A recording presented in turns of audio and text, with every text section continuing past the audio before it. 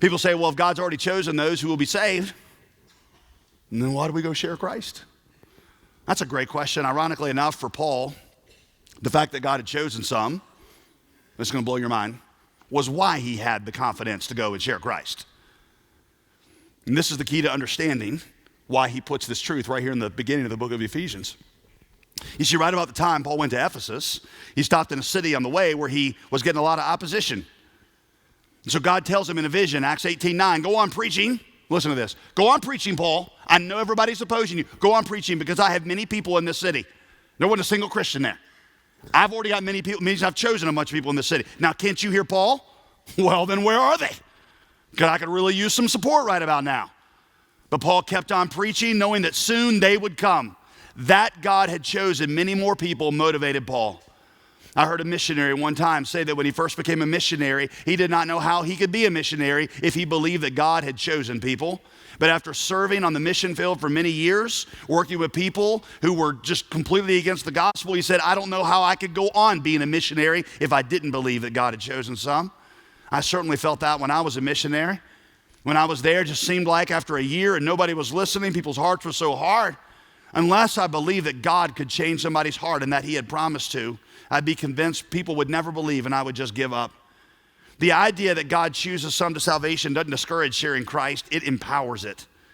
You say, well, why share though if they're chosen? That's one of those things where we're not really supposed to try and figure out the secret things.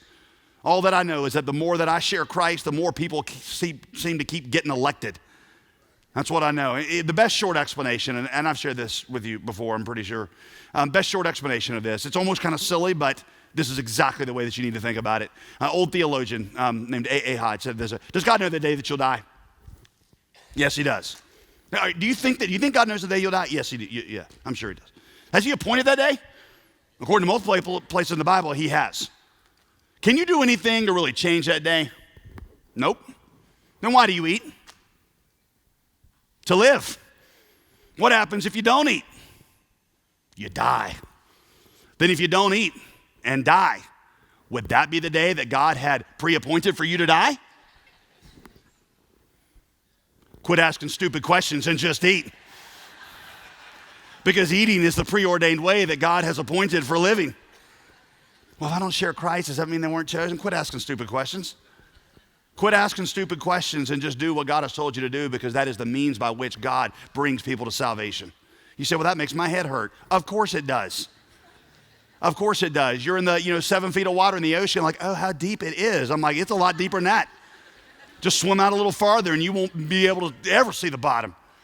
I share Christ with people like it's all up to me, but I pray to God that they'll receive Jesus and do it with confidence like it's all up to him. That's the way that Paul wants us to wrestle with this. He doesn't tell us to explain the mysteries of the past. He does it to give us power for the future.